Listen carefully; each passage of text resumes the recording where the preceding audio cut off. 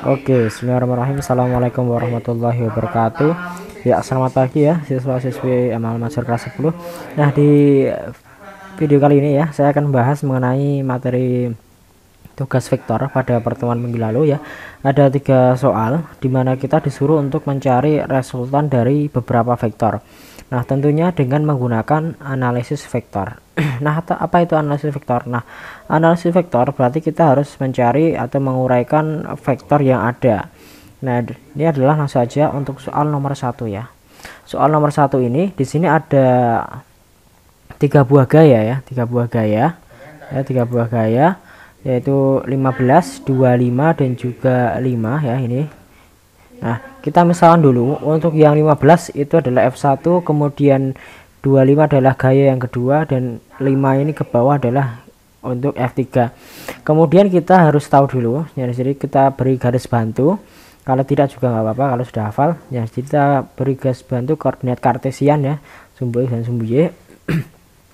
Nah, setelah itu kita baru uraikan satu persatu. Nah, biasanya vektor yang bisa kita uraikan atau yang bisa kita uraikan itu adalah yang membentuk sudut seperti ini. Jadi untuk F1 ini ya, bagaimana cara menguraikannya? Oke, berarti kita harus tarik ya, tarik garis ke sumbu X dan juga sumbu Y. Nah, jadi kita akan tarik garis lurus ke sumbu X. Oke, garis lurus ke sumbu X. Oke, sampai sini. Berarti dari pangkal ya, dari sini pangkalnya ini ke titik yang dituju di sumbu X ini.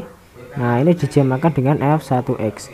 Kemudian jika kita proyeksikan atau kita tarik garis ke sumbu Y, nah ini ya namanya adalah F1Y. Nah, kemudian yang ini juga untuk vektor gaya kedua kita proyeksikan atau kita tarik garis ke sumbu X. Nah, ini namanya F2X. Nah, ini panjangnya ini misalnya ini. Kemudian untuk yang dua, oke, ini adalah F2X. Nah, sedangkan kalau F3, nah di sini dia tidak bisa kita proyeksikan ke sumbu X ke sumbu Y. Kenapa? Karena dia sudah berada di salah satu sumbu, yaitu di sumbu Y. Nah, langsung saja untuk sumbu X ya. Berarti kita harus cari dulu komponen di sumbu X apa saja, yaitu F1X, kemudian F2X dan juga F3X. Nah, F3X tidak ada, berarti tidak perlu kita cari. Nah, misalkan itu. Kemudian kita lihat untuk F1X. Nah, besarnya sudutnya berapa ini terhadap sumbu X ya. Ini adalah besarnya 53 derajat ya. Sehingga tinggal kita masuk aja untuk rumus proyeksi ke sumbu X, kita pakai trigonometri yang cos ya, itu sumbu X gitu. Jadi F1 kali cos kalikan besar sudutnya, cos berapa gitu, cos sudutnya. F1 nilainya adalah 15 dikalikan cos 53 itu adalah 0,6, sehingga besarnya F1X adalah 9 Newton. Kemudian untuk F2X-nya, F2X, nah di sini F2 dikalikan cos ya, ingat kalau sumbu X itu cos ya, cos sudutnya terhadap sumbu X 37 derajat. Jadi 25 dikalikan cos 37, cos 37 adalah 0,8, sehingga menghasilkan nilainya adalah 20. Nah, kemudian kalian lihat dulu untuk hasil proyeksinya.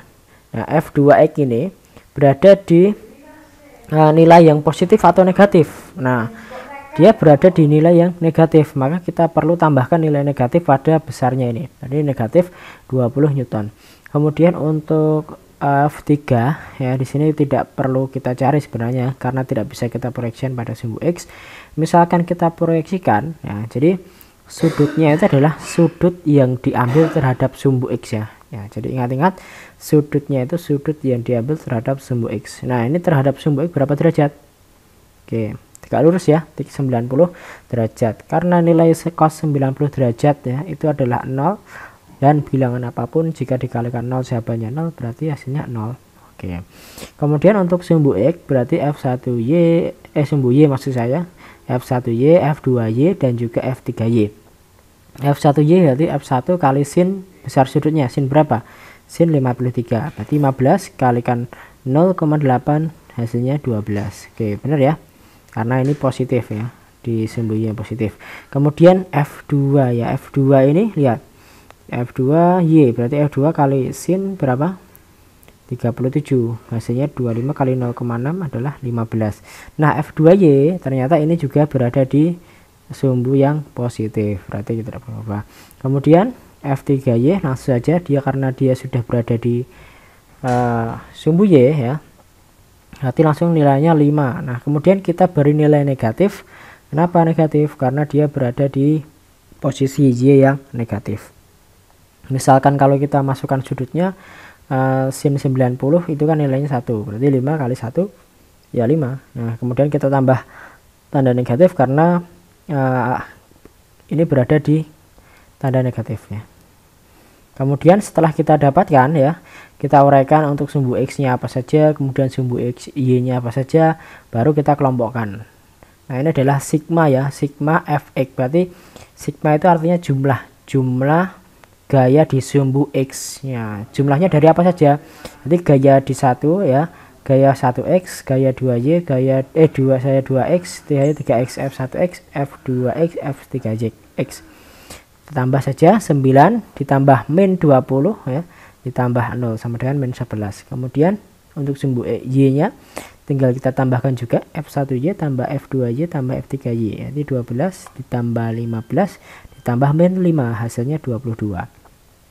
Nah setelah kita dapat ya, jumlah gaya pada sumbu X dan sumbu Y, untuk mencari resultannya ya kita pakai teorema Pythagoras ya. Nah teorema Pythagoras, jadi resultan sama dengan akar dari sigma Fx kuadrat ditambah sigma Fy kuadrat. Nah kita masukkan nilainya ya, sigma Fy kuadrat itu adalah min 11 kuadrat ditambah 22 kuadrat. Nah 11 negatif kalau dikuadrakan ya enggak, sama aja ya, min kali min plus, jadi hasilnya 121 ditambah 22 dikuadratkan itu mendapatkan hasil 484. Jumlah dapatnya adalah 605. Nah 605 ini kita tidak langsung cari akarnya ya, kita bisa sederhanakan bahwa kalau 605 itu merupakan perkalian antara 121 dikalikan 5. Oke. Maka kalau diakarkan 121 itu kalau diakar menghasilkan nilai 11, berarti 11 nya bisa di luar, kemudian akar 5, jadi nilainya adalah, resultannya adalah 11 akar 5 Newton. Oke. Kemudian untuk nomor 2 ya, untuk nomor 2 sini sama ya, ada 3 buah gaya juga ya, 3 buah. Nah langkah pertama kalian uraikan dulu gayanya ya, berarti yang bisa kita uraikan adalah yang cuma satu saja ini. Nah ini adalah f1x, ini kita tarik garis sumbu Y, berarti ini adalah f1y. Oke, jadi kita lihat untuk f1 sumbu x dulu. Sumbu x adalah f1x, berarti f1 kali cos ya, ingat kalau x itu cos, kalau y itu sin. Oke, berarti f1 itu 4 dikalikan cos 30 itu setengah akar 3, berarti 4 kali setengah akar 3 2 akar 3. Kemudian untuk f2 karena dia sudah berada di sumbu x ya, maka kita tidak perlu cari apa ya, kita tidak perlu uraikan ya, jadi cuma di sumbu x saja. Nah, jadi nilainya adalah 6 akar 3, tapi di sini ada tanda negatif karena dia berada di sumbu x negatif. Kemudian juga sama, kemudian untuk f3 ya, kita lihat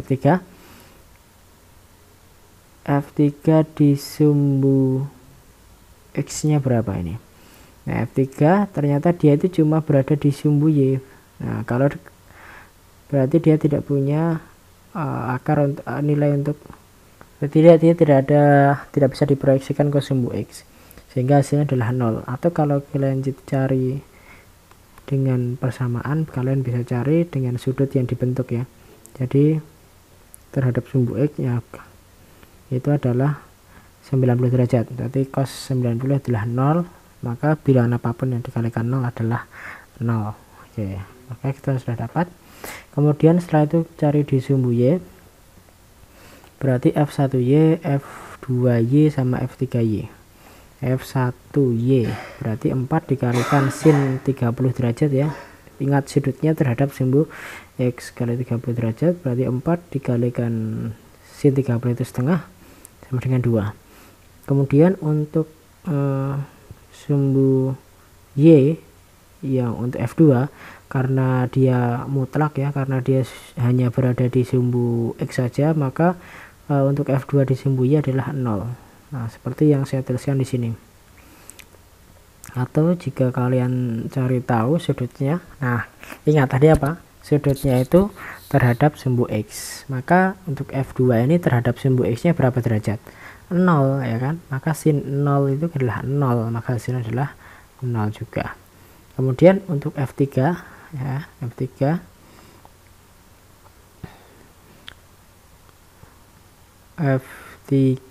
itu berarti karena dia berada di sumbu Y saja, berarti otomatis nilai ini menunjukkan nilai F3Y ya.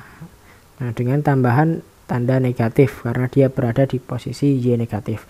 Atau kalau kalian cari ya, jadi F3 dikalikan sin 90, kalau sin 90 adalah 1, maka min 2 dikalikan 1 sama dengan min 2. Oke, setelah itu kalian jumlahkan Fx-nya, jadi F1x, F2x tambah F3x, hasilnya min 4 akar 3 Newton. Kemudian untuk di sumbu Y ya, kalian jumlahkan, hasilnya adalah 0. Maka cari resultannya, tinggal resultan sama dengan akar dari sigma Fx kuadrat ditambah sigma Fy kuadrat. Ini dapatkan, untuk kita tinggal masukkan min 4 akar 3 kuadrat ditambah 0 kuadrat. Nah, min 4 akar 3 ya, berarti ini 4 nya dikuadratkan sama 3 nya dikuadratkan. Akar 3 nya 4 dikuadratkan adalah 16, min 4 kali kuadrat dikuadratkan 16. Kemudian akar 3 dikuadratkan adalah kali 3. Nah, maka di sini 16 nya bisa keluar karena akar 16 adalah 4. Nah, sehingga hasilnya adalah 4 akar 3 ya, sama saja dengan yang ini. Kemudian untuk yang nomor 3, oke, sini sama juga ya, kita harus uraikan dulu. Nah, kebetulan ini ada, nah ini F1x, kemudian kita uraikan ya, kita tarik garis di sumbu Y, ini adalah F1Y. Nah, ini tidak bisa kita uraikan karena dia sudah berada di sumbu X saja. Ini bisa kita uraikan. Nah, ini F3x, ini F3y. Nah, jadi cari dulu sumbu X, berarti F1x, F2x, F3x. F1x berarti F1 kali cos, ingat cos. Kemudian sudut terhadap sumbu X itu 60 derajat. Nah, berarti 3 ya, dikalikan cos 60 itu setengah ya, berarti 3 kali setengah, 1 setengah. Kemudian F2x, nah F2x itu adalah min 3. Kenapa min 3? Karena F2 sudah berada di sumbu X saja ya, tidak membentuk sudut. Kemudian dia berada di posisi X yang negatif ya, negatif. Atau kalau dicari tahu berarti F2 kali cos 0 derajat. Loh, kok 0 derajat? Dari mana? Ingat tadi sudutnya itu sudut terhadap sumbu X-nya ya, X-nya yang terdekat ya. X yang terdekat. Nah, ini sebenarnya kan bisa juga ke sini, bisa juga, tapi X yang terdekat. Kemudian untuk F3x berarti F3 dikalikan cos 60 ya, berarti 6 kali cos 60 itu setengah, berarti sama dengan 3. Oke, kebetulan dia untuk F3x nya dia berada di X yang positif. Setelah itu untuk sumbu Y, berarti F1y, F2y sama F3y itu adalah untuk F1y berarti F1 kali sin sudutnya 60 derajat. Berarti 3 dikalikan sin 60 itu adalah setengah akar 3 sama dengan 1,5 kali akar 3. Kemudian untuk F2y karena dia mutlak di sumbu X, maka otomatis dia tidak punya proyeksi atau diuraikan ke sumbu Y, otomatis dia akan 0 ya. Atau kalau dicari F2 kali sin 0 derajat. Kenapa 0 tadi? karena apa? Terhadap sumbu X yang terdekat. Nah, oke, berarti 3 dikalikan sin 0 ya 0, jawabannya 0.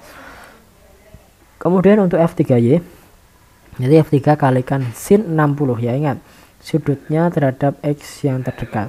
Jadi 6 dikalikan sin 60 itu adalah setengah akar 3, berarti didapatkan 3 akar 3. Nah di sini ada tanda negatif karena dia berada di proyeksi Y yang negatif juga, karena yang ini ya. Setelah itu untuk sumbu X nya ya, jadi kita jumlahkan sigma X, sigma Fx atau jumlah gaya di sumbu X itu kita dapatkan 1,5, dan jumlah gaya di sumbu X kita dapatkan min 1,5 akar 3. Setelah itu kita kuadratkan di sini, nanti 1,5 dikuadratkan ditambah min setengah akar 3 dikuadratkan. Nah di sini ya, nah di sini 1,5 ya, 1,5 itu nah saya salah ketulis ini. Ini cuma setengahnya apa? Salah tulis ya. Bentar. Ini adalah min 1,5 ya. 1,5 dikuadratkan hasilnya adalah 2,25, atau paling mudahnya gini, 15 dikuadratkan itu kan 225, kemudian dia kan komanya 1 dikuadratkan otomatis ditambah ya, jadi komanya 2 gitu. Kemudian di sini sama 1,5 dikuadratkan dulu, baru 3 akar 3 juga dikuadratkan, hasilnya 2,25, kemudian akar 3 dikuadratkan adalah 3. Nah kemudian dihasilkan 2,25 ditambah 6,75 ya, dari hasil 2,25 kali 3 dapatkan 9. Nah akar 9 adalah 3. Oke, jadi resultannya adalah 3 Newton. Oke, cukup sekian video kali ini, semoga bisa dimengerti, semoga dimudahkan dalam belajar. Assalamualaikum warahmatullahi wabarakatuh.